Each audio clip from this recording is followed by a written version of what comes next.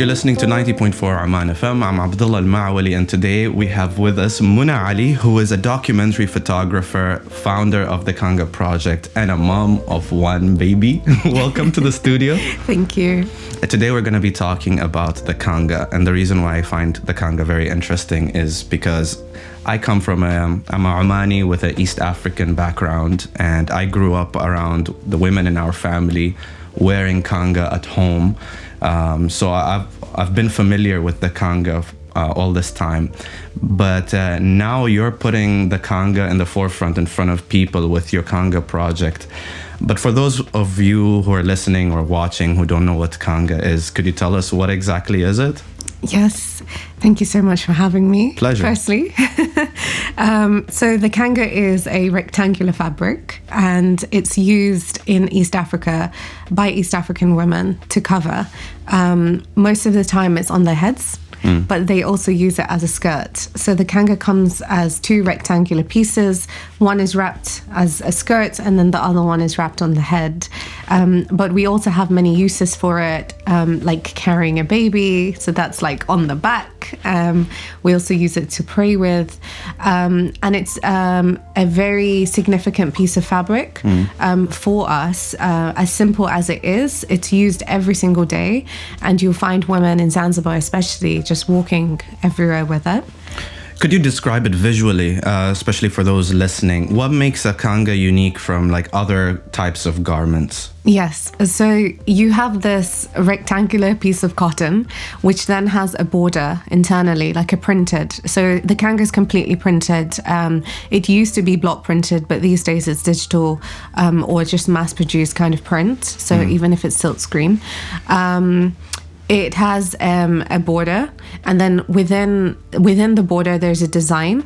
So you've got like an external design on outside of the border, an internal design inside of the border. Okay. And you also have a little rectangular white quote as well, which comes a proverb. A proverb, yes. Yeah. So it's also like a poetic line as well. Yeah, and it's usually written in Swahili, and that is usually right at the bottom of the Kanga, within the middle.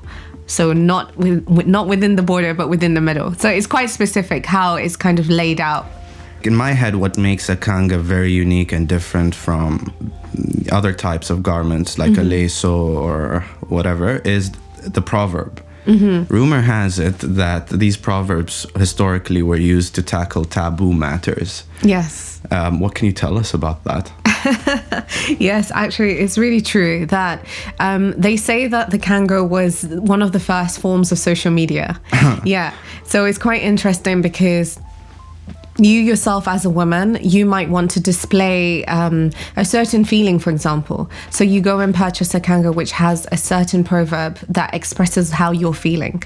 And we were speaking about this in the panel discussion, actually, in my opening 2 days ago, that if, for example, you and your neighbor had a fight, and you had too much pride, as Aisha said, you had too much pride to go and say sorry. What you go and do is buy a Kanga which says, please forgive me on it, and you'll probably give it to your daughter to go and hand it to your neighbor. And then that way it's like you're communicating without actually needing to actually have the conversation. But that's sweet. That's sweet. I mean, they also do it the other way around as well, where it's like, I'm mad at you, so you better know about it. So please give me an example. I genuinely do not have an example off the top of my head, but there are some that can be pretty savage. Yeah, pretty salty as well. Yes. So some of the lines they're not pretty at all. So someone can potentially buy that and send it. It happens a lot with co-wives, which is quite interesting. With co-wives? Yeah. So like the first wife will send it to the second wife, and like the Kanga line is like saying everything that she needs to say. Interesting, right? I'm trying to imagine what it might say though. Off the top of my head at this point in time, I cannot tell you, but maybe you need to Google it. So Hadir helped us out. She gave us a couple of these quotes. I'm gonna try my best to read them. Okay. I'm probably gonna butcher them. Okay. But you can correct me. Yalla. Okay. So one of the Kangas here, it says, Upendo huleta amani nyumbani. Yeah. Which means what? It means that love brings peace at home. Okay, so that's not taboo. That's like... No, that's pretty. That's pretty. That's nice. That's a gift to someone you like. Yes. Okay, like what I gifted in the Kanga Project. Like this type of beautiful quotes. Yeah. Okay, let's find something you might gift someone you don't particularly... you're not particularly It's funny fond that of. you're so interested in that. Yeah, like it's an interesting concept. Where else do you see like these subtle digs on people? It's true, but communication is key, right? Well, let's see what the next one says. Moyo usinitie diki yeye habadiliki. Oh my god. Okay, that one is that's interesting because that's actually talking to yourself in a way. It means that you're basically saying to your heart, like, don't give me hardship. That person's not going to change. Whoever it is. Yes, so it's self-soothing. Yeah, self-soothing. Interesting, right? Raha ya ndugu ni kupendana. Yeah, the happiness or the joy of brotherhood. Yeah. Is to love each other. Yeah. Very sweet. Kitamu hakishi hamu. Did I say it right? You did, yes. What does it mean? So something that's delicious won't, like, you will always have an appetite for something that's delicious. Nice. Yeah. Okay. Nakupenda kwa raha na furaha. I love you with happiness and joy. Hadir, I need more salty stuff. This is too sweet. Do you have any? Yeah, I just saw some. We have the Niliyuam Tasema, which is quite a simple kanga, but it's also saying to people like, I knew that you guys would talk. Oof. And how, like, imagine gifting this to someone. Yeah. And, like, when you gift someone such a gift, do you hope they don't quite see the problem? No, you hope they see it. You fully hope they see. Kanga is an entirely visual thing. You give it for the purpose of seeing. But it's odd, right? The dichotomy, because you could just give them a letter that says that. But like, no, I'm going to gift you this beautiful garment, but the dig is in there. Yeah. It's interesting. I actually do wonder if the people who receive such kangas, if they end up wearing it. That's one thing I've always wondered as well. But so people who are not East African or Swahili speakers, for example, the first thing they do, they'll look at a kanga for the print, because they're so amazing, these beautiful prints, different colors and all that. But the Swahilis, they don't care about the print. Immediately first, you go and check what the proverb said. Yeah, because you could have an amazingly beautiful kanga print and the proverb is, like you said, taking a dig at you, for example.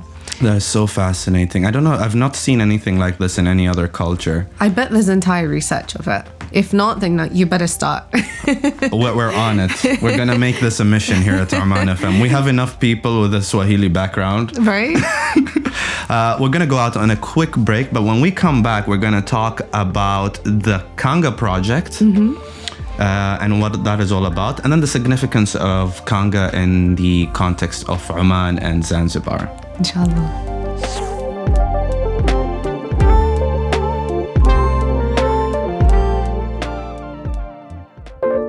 When we left off, we were talking about generally what is a kanga, some of the proverbs that are on the kanga. I was very interested about the salty ones, and Muna was telling me in the break, like, but I'm more interested about the godly ones. And I'm like, sorry for imposing.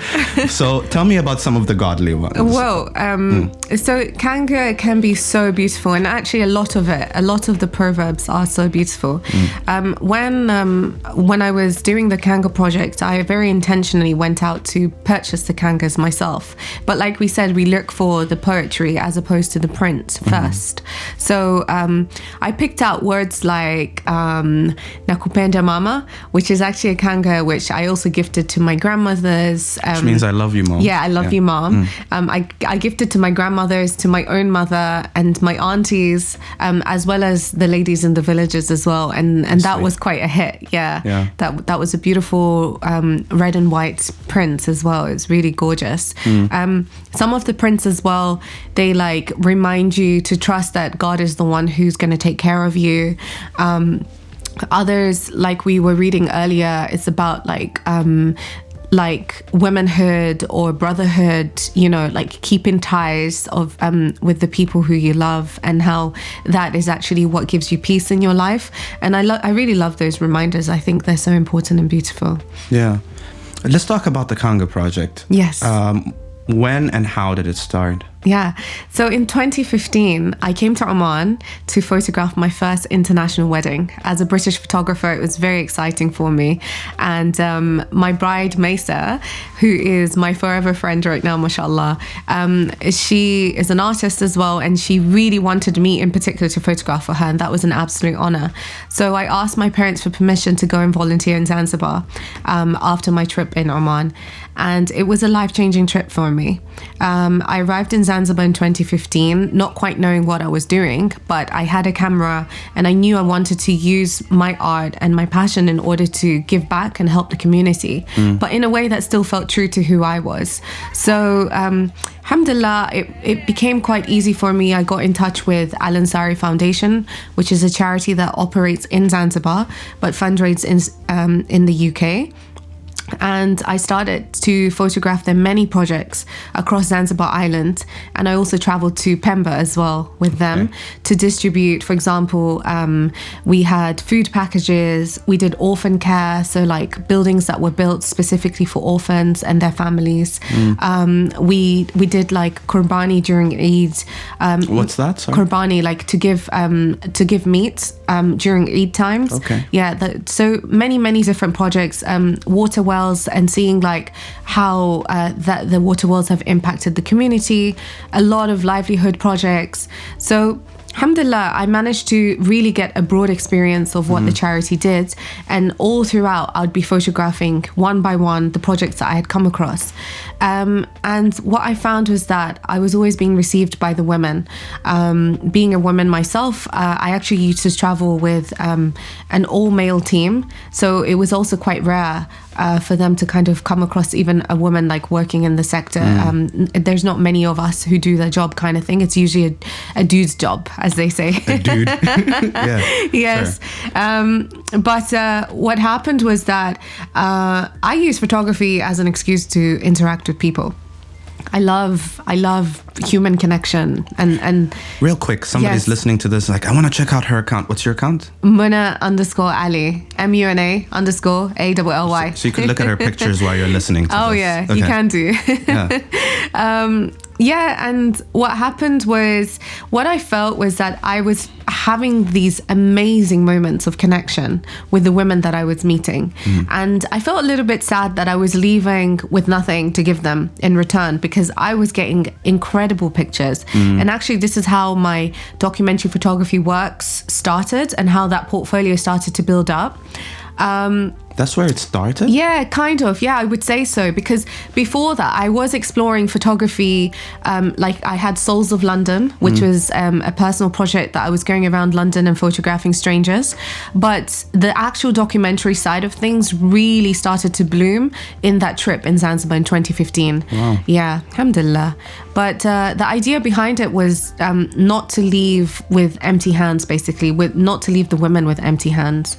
And I cultivated that idea when I was back home in London with my dad. I was just sitting having a casual conversation, and I was like, you know what? I feel that there needs to be something that I give to these women, because they're amazing. They literally hold up their communities. They hold up their families. They are the pillars fundamentally for these communities. And I felt that I just felt really inclined to celebrate them. And that's how the Kanga Project came around. Just by looking into, like, so we're having this conversation is what would be relevant to gift them. And so how does it work? How does Kanga Project work? Yeah. So at that time, what I did was, as soon as I had this idea, I started to visualize it. So I put together a logo, put together a website, used my images, which I had from the previous trip, and a group of women saw my intentions behind wanting to gift the Kanga. Alhamdulillah, I got sponsored from my first, I think, 500 or 1,000 Kangas.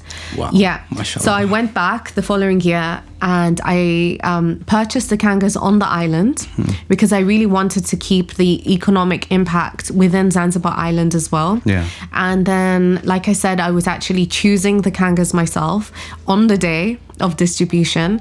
We'd prepare the communities beforehand, and they would have a list of 100 women who would be called up one by one, and I would either gift them personally or I'd be taking pictures. So I had my cousins just volunteering with me, and alhamdulillah, just literally one by one, and we finished 1,000 kangas like that. 1,000 people. Yeah, so to date it's actually 2,000. Yeah. MashaAllah. Alhamdulillah. That's a really massive amount of people, mashallah. It must have taken a lot of time. I mean, so what happens is, because each village was 100. So for every distribution we did was 100. So all in one go. And sometimes in a day would do like 300, like 3 different villages. How long does it take you? I don't know, because it depends on the energy of the people that we meet. Every single time it's different. Some villages, it's very quick. And some villages, the women really embrace the process. They really enjoy it. I get invited into people's homes. So I'd be like walking through the villages and going to photograph and going completely off tangent. And I loved that about the project, was that it actually gave me access to a part of people's lives who we usually would not be able to see. The Kanga Project, what it did for me as an artist and as a visual, was break down this barrier that usually people have between photographer and person. There's this veil that usually exists. A photographer's subject. Yes, exactly. Right. But instead it was just human to human, soul to soul. And that, I was just very lucky to just have my camera and be able to document those moments. Alhamdulillah. So correct me if I'm wrong. So yes. The way you would meet up with them in a village or wherever yes. that may be. Yes. You will hand each of the women a kanga, and then they will decide how to wear it. Usually they wouldn't even open that kanga. So, but you take pictures of yes, them. I do. They're coming already to these. With kanga. Yes, this is the thing that's so relevant is that they are already coming to these kanga distributions wearing kanga attire. Yeah, obviously. It is completely what they wear. It's their authentic wear. Yeah. And usually you would see in the pictures that they are actually all holding like this beautifully plastic encased kanga in their hand, and usually that would be saved for like an upcoming celebration, or if Eid is around the corner, they'd like save that, or they might even gift it to somebody who has a wedding coming up, for example. So it just depends really, but they will not open that kanga immediately and wear it. Yeah. Do you feel like you learned anything in particular about the women of Zanzibar during this project? Maybe something you didn't know before, but you discovered in this process? Yeah. I mean, those trips were definitely life-changing and soul-building for me as well. I remember writing quite a profound piece on tolerance. And I think that lesson was one of the first lessons that I had learned, is that tolerance about the surroundings and the environments that we find ourselves in, because ultimately I kept coming across people who didn't have as much as I had, and I felt extremely privileged every single time. I was very aware of my privilege as a human being who's been blessed enough to travel, to get on aeroplanes, even on cars. For some people in the villages of Pemba, for example, I visited a very remote island called Kokota, which is outside of Pemba Island itself. So already Pemba Island is already a lot smaller than Unguja Island. And then there's Kokota, which is like a really teeny tiny 500 people on the island. I never even heard of it. Yeah, before. No one has. And actually my grandfather is a fisherman, and he was like, that's it. You've passed me. I've never even heard of this island. Yeah. So it's very, very remote. And just being there, it opened up my eyes as to, subhanAllah, like Allah's creation is so vast. There are so many people on the earth, and each person is blessed with such a different type of life. And on the island, for example, water that didn't have salt, that was a privilege. They had to bring it from the main island via boat, because even when they dug the wells, even when they dug, which was actually very hard as well, because they had rocky terrain, but even when they dug, the water would slightly be salty. So, you know, like, I think the blessings that we have been given just kept being highlighted over and over again. And what was so profound about the Zanzibari women in particular is their immense level of gratitude. Oh my God, they had immense level of gratitude for everything that Allah was giving them in that moment. They were very much living in the now. And a lot of them as well, what I found was that they would be completely and utterly relying on God, which I think was such a rare kind of what does it mindset. mean to be completely and utterly reliant? Completely and utterly means that at this moment in time, you do not have the means, you do not know how, but you know and trust that it will happen. And I'm talking about food. And subhanAllah, like, I over and over again, I met mothers who did not know what they will be making for iftar. And I'm there like making a joke out of it, like, oh, what's for iftar today? And one of the mothers, like, she was just like, I actually don't know. And I was like, subhanallah, I was on Tumbatu Island, which is off the coast of Mongolia Island. And also this is also quite a small amount of people who live there. And I will always like draw back to that moment, because this lady, she had no idea. She was a mother to 8 orphans. And we planned that trip very last minute. And we were sent there as messengers, and we were able to be the ones who gifted her with her iftar that day. Subhanallah. And she didn't know how she was going to feed that kids. And it was almost Maghrib time. And I remember, like, because I was asking her, like, oh, like, what's for iftar, you know? And she had a very serene answer. You know, I don't know what I'm making today. And I was like, so where are you going to get it from? And she said, from Allah subhanahu wa ta'ala. Complete surrender. Completely and utterly. And that's exactly what I mean by it. Yeah. And subhanAllah, like, we weren't even meant to be there that day. And yet here we were. We climbed on boats, went through Nkudia Island, climbed on boats all the way there, and walked to her village to go and deliver her food for the day without even realizing. Yeah. I don't think we mentioned this at the beginning of the interview. What is your cultural background or your ethnic background? You can choose which one. My ethnic background. Where are you from? I get this question a lot, and I think a lot of people feel that it's quite ambiguous. Yeah. But I am Omani Zanzibari. Okay. But my parents were born in Zanzibar, and I was raised in England. So as someone pointed out, I'm a third culture kid who comes from London. I think I didn't have access to both of my cultures in the immediate surroundings or in the immediate environments because we lived away from the Swahili community where I lived. But my parents made it a necessity for us to go back to Zanzibar every single year, alhamdulillah. And we managed, well, almost every year, wow. Yeah, alhamdulillah. And we would alternate between coming to Oman, Dubai, and going to Zanzibar, because our families are kind of distributed, amongst the different continents. Yeah. So you did the Kanga Project in Zanzibar, and right now, this year, at this very moment, you decided you're going to bring that project to Oman and document Omani women with a Zanzibari or Swahili background? Or is it just... Yes. You're right? Yes, that's right. In fact, there is an exhibition happening right now, which we will get to right after this break.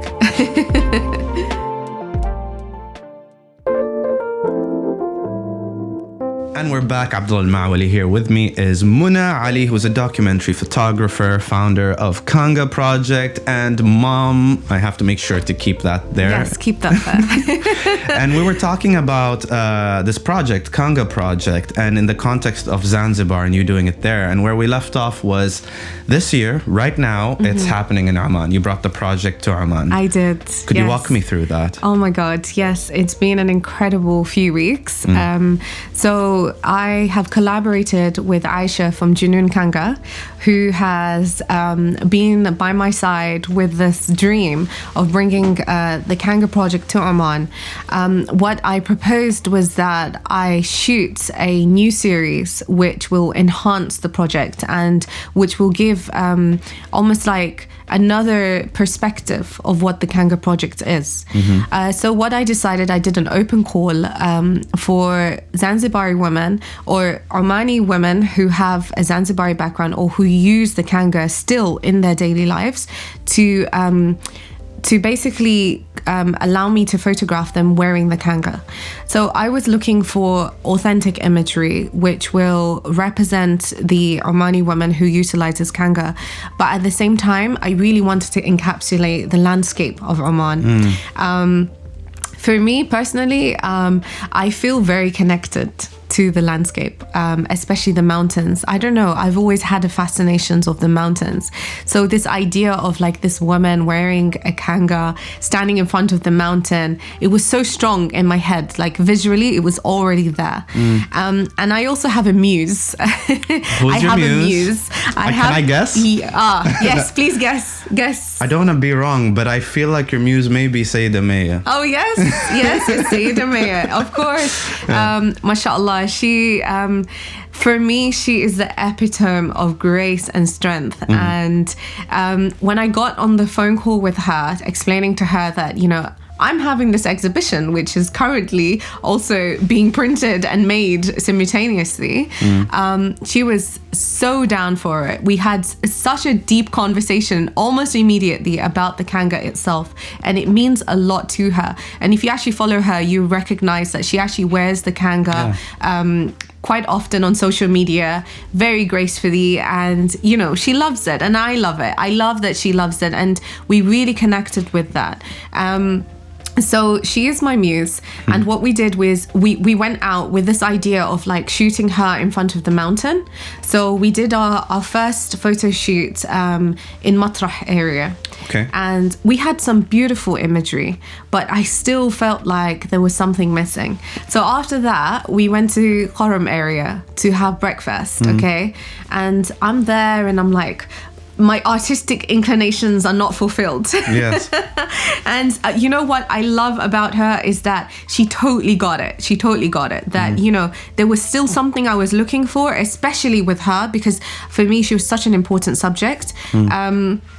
And subhanallah, just by chance, we were sitting there and Aisha from Junoon Kanga sees a horse on the beach, just like, she was like, wouldn't it be amazing to have like one of the women in Kanga just on the beach? And I was like, where's the horse? Show me the horse. That was it. That was the moment where I was like, I know what I want now. Especially when Maya said, I can ride. That was it. That was ding, ding, ding. You know when they say, there's going to be that moment, right? That was my moment. So very dramatically, like we ran out of the restaurant to go and chase this horse before it like runs off. Oh, wow. And we get the contact of the guy and we try to arrange with that guy so that we can shoot on the beach with Maya on the horse. And unfortunately that didn't work out, which was okay. Because what happened was I left and I went to Ibri, which is where my father is from. So this was also in the continuation of trying to find authentic imagery which represents the Kanga Project. I thought going back to my roots would really help in bringing out that level of authenticity.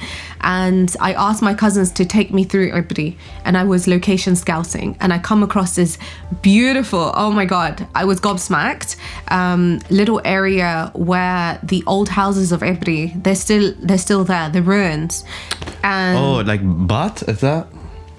I'm not sure what the name is. No, it's okay. Yeah, but I again, I had that moment and that feeling, and like whilst driving, we also came across this beautiful mountain. I was like, that's my mountain, and that is my landscape of the architectural element that I want to include. And then it was about convincing my cousins to be a part of the project. Oh, this is separate from the yes, this is separate Sayyidah from Maya Maya. horse. Yes, Okay. yes. Okay. But so what happened is the project, how I was shooting it, it was very much going with the flow in the moment. Like, you know, it's disruptive as well. Like, it wasn't just a smooth going, you know. With Maya, we had this amazing idea. Whilst I'm in Ebri, we're trying to figure out how we're going to get that horse on the beach and Maya at the same time. Because, mashallah, she's busy. Her schedule is fully booked. Yes, she is. And that horse only goes there at 8 a.m. in the morning. And I'm all the way in Ebri. So we had, you know, what happened was like Maya, mashallah, she just kept saying to me, Mana, trust your gut. Believe that this is the right thing, and inshallah we'll make it happen. So then I had to, so I shot in Ibri, and it was a beautiful, alhamdulillah, golden hour on Tuesday. And I got my grandmother as well, my great aunt, who lives in Ibri with all her family are all there. I managed to convince her to pose for me, and that was not easy as well. So after that, then I got back, and alhamdulillah, on the day, which was Thursday, my exhibition debut on Saturday, okay, I managed to get in contact with a friend of a friend who has an equestrian, and alhamdulillah, she invited us to come and shoot with her strongest, most beautiful horse. And it wasn't by the beach, but it actually worked out so beautifully because we managed to get to a little area where there was date palms and water, and it was just so majestic. And Maya on that horse with that kanga, that was it. The exhibition is ongoing right now. Yes.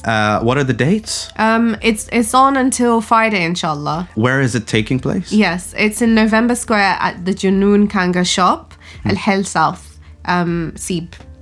Okay. Yeah, if I remember correctly, that's the address. But if you type in November Square, usually it will take you there. Yeah.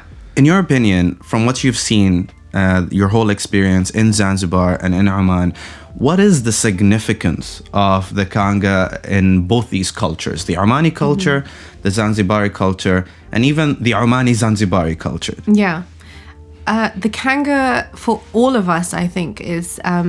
it allows us... Could you come closer to your microphone? Yes. It allows us to retain our cultural heritage. I think that we have the unique kind of mix between the island and Oman, right? And I think a lot of us, we appreciate that we have this kind of complex, you know, identity. And the Kanga perhaps allows us to still reroute ourselves in like back into where we come from. And I don't know, I think we hold on to it because it's culturally significant. And I was having this conversation about the cultural significance of fabric and what that does, especially for women. And if I may, with the Palestinian cause, is that they are holding on to, for example, their embroidery, their keffiyeh, because that is one of the roots of their cultural identity. And for us, the Kanga pretty much does the same, especially when it comes to womanhood and femininity. The kind of Zanzibari women, the Omani women with Zanzibari roots, they feel connected to their maybe great grandmothers who used to wear this on a daily basis, for example. But also there's a sense of beauty just to put on this Kanga, which is just flowing, and the modesty that it gives you, it's quite comforting in a way, yeah. And I guess in a way, like, we're slowly moving away from the use of Kanga, but like what we're doing with these projects is that we are trying to re-highlight the relevance of it, and perhaps start that dialogue of like, we also need to hold on to the cultural textures of our backgrounds almost, and keep it alive. And you know, I appreciate what Aisha is doing with Junoon Kanga, which is she's using the Kanga in a very artistic, creative, fashionable way, and she's keeping that alive. I bought a pillow from them with the Kanga texture. Yes, they have. She's got pillowcases with the Kanga fabric on it as well. She's got headbands and all sorts and little accessories. And you know, again, that relevance, keeping that relevance. I was having a conversation. I was saying that the generation right now that we have of like the teens, they are so removed from perhaps both cultures. And seeing their mothers still embrace this, old school fabric, it's so important, because I believe that they're going to get to a time when they might want to bring it out. And, for sure. Visually, it reminds them of their grandmother, of their mother, and of the people that they came from. And I think that's quite important, not to lose your identity. Absolutely, especially in a world where everything is becoming homogenous. Exactly. At some point, you start to seek what is unique to you and your background and your culture. And I think for the Swahili culture, the Kanga is quite a beautiful representation of it. Definitely. If people want to reach you or the project, where should they go? My website is www.munaali.com. I also have Instagram.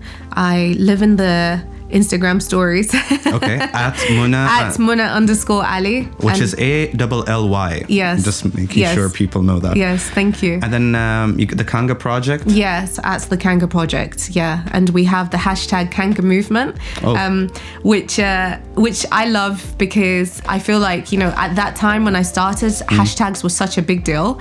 And the Kanga Movement is the idea that the Kanga Project is a starting point for these conversations. And even with the Oman edition, I included it in the Kanga movement. And I'll be posting up the graceful photograph of Sayyida Maya, inshallah, later today. And she will be part of the Kanga movement. That's fantastic. Also, an honorable shout out, of course, to Junoon Kanga, which you could find on Instagram at Junoon Kanga, which is JUNOON Kanga. Yes.